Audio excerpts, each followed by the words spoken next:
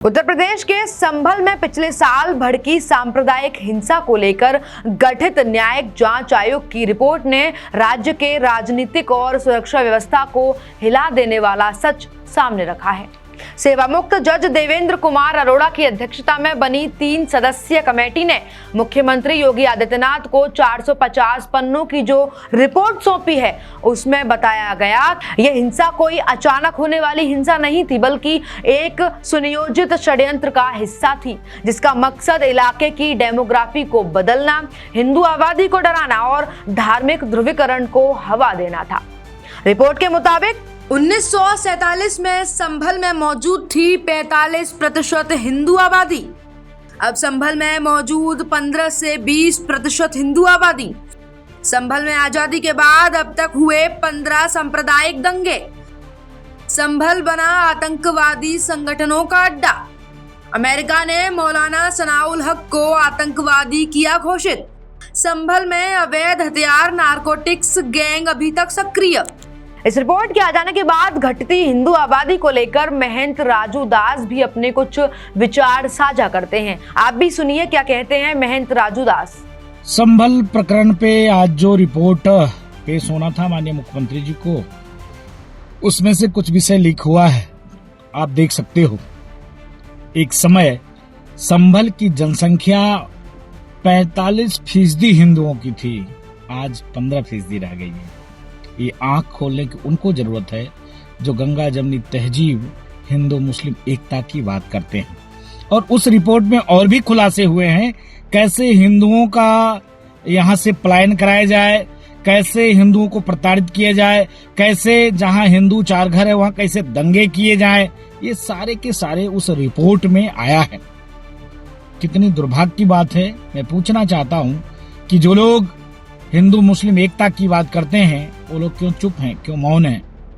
आज देखिए पश्चिम बंगाल में, चाहे वो मुर्शिदाबाद हो, चाहे वो संदेश खाली हो, हिंदू की ही प्रताड़ना होती है। और उत्तर प्रदेश में भी जहां जहां मुसलमानों की जनसंख्या ज्यादा है, वहां और कौम और मजहब और संप्रदाय का व्यक्ति नहीं रह सकता है। इसका प्रत्यक्ष प्रमाण संभल है।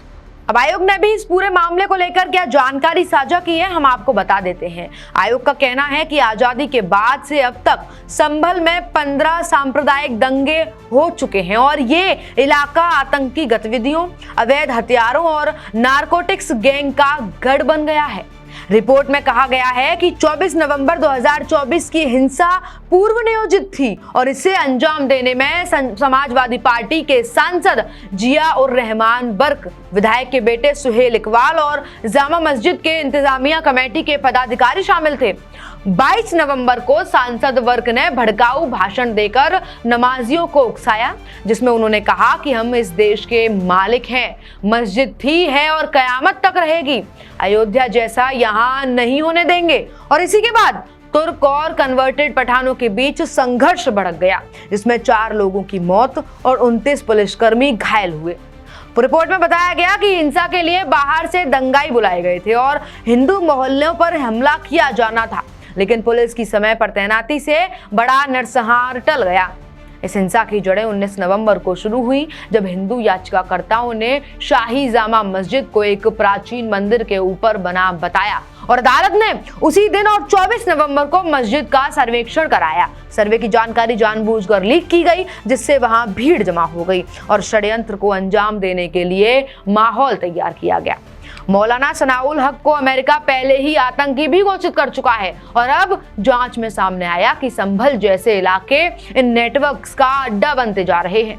राज्य सरकार इस रिपोर्ट को पहले कैबिनेट में पेश करेगा, जिसके बाद आगामी विधानसभा सत्र में सदन के पटल पर रखा जाएगा। वहीं गृह विभाग के प्रमुख सचिव ने कहा कि ये रिपोर्ट का अध्ययन कर आगे की कार्रवाई की जाएगी। फिलहाल इस रिपोर्ट की कार्रवाई में आगे क्या होगा, अपडेट इंडिया आपको पल पल अपडेट करता रहेगा। देखते रहिए अपडेट इंडिया में आपके साथ कृपा उपाध्याय।